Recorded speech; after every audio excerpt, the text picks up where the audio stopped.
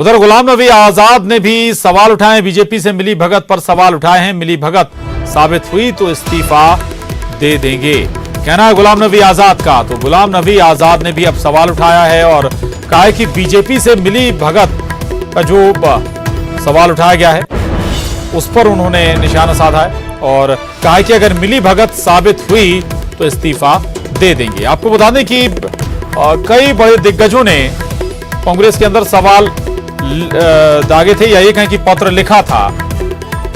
और इस वक्त हमारे साथ न्यूज 18 मध्य प्रदेश के सीनियर एडिटर प्रवीण दुबे जी जुड़ गए। प्रवीण जी, अगर कुछ पार्टी के अंदर जो परेशानियां चल रही हैं उसको लेकर अगर दिग्गजों ने कुछ पत्र लिखे थे, सवाल उठाए थे, तो इसे फिर पार्टी विरोधी करार दे देना या फिर यह कह देना कि बीजेपी से आपकी मिली भगत है, थोड़ा सा सवाल उठाता है कि क्या आप लीडरशिप को ही साथ में लेकर नहीं चल पा रहे हैं या फिर पार्टी अभी भी कई हिस्सों में, कई धड़ों में बटी हुई है।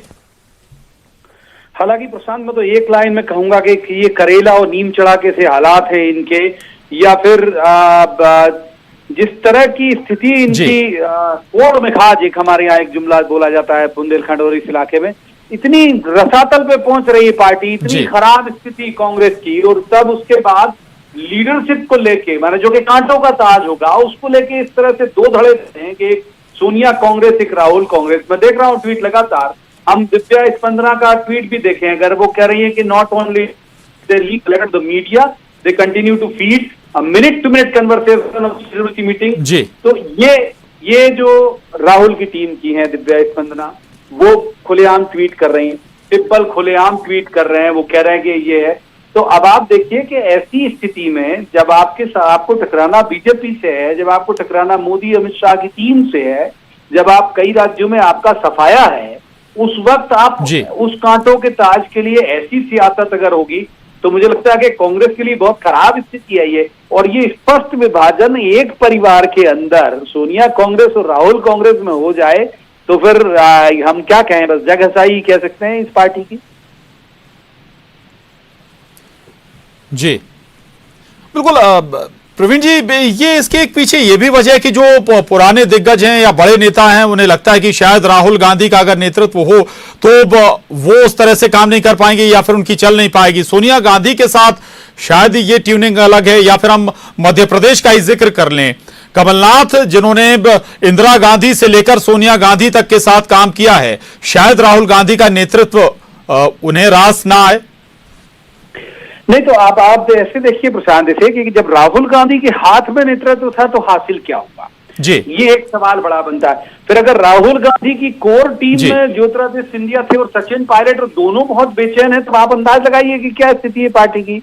यदि आपकी कोर टीम का व्यक्ति जो भविष्य में हो सकता है सिंधिया लीड कर जाते हैं, सचिन पायलट लीड कर जाते हैं पार्टी में,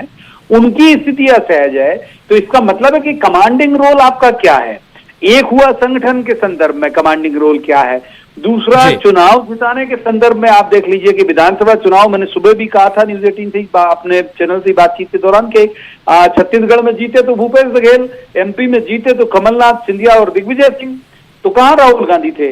इन दोनों जगह में। फिर लोकसभा चुनाव में कहां राहुल गांधी थे, जितनी रैलियां करी इनने, कहां प्रियंका गांधी थी उत्तर पश्चिमी उत्तर प्रदेश, और यहाँ की इंचार्ज जनरल सेक्रेटरी बनाया गया था। तो ये आत्ममंथन के दौर वहां है, और मुझे लगता है कि वो जो बात कह रहे हैं कि गैर गांधी अध्यक्ष होना चाहिए, तो एक तरह से ये जुमला है, वो देखना चाहते हैं कि कितने लोग हैं जो वाकई इस बात को चाहते हैं। तो हम कह सकते हैं प्रशांत कि ये अंतर विरोध के से हालात अभी तो भी कांग्रेस के अंदर दिखते हैं, और ये इस नाजुक दौर में तो उनके लिए बेहद ही घातक। बिल्कुल बिल्कुल, और शायद इससे निकलना अभी इतना आसान भी नहीं है कांग्रेस के लिए। और सोनिया गांधी अब खुद नेतृत्व छोड़ना चाहती हैं, कह भी रहे हैं कि वो नया अध्यक्ष चुनने की प्रक्रिया शुरू की जाए। बहुत शुक्रिया प्रवीण जी हमसे बात करने के लिए, धन्यवाद आपका। और शिवराज सिंह चौहान का ट्वीट है।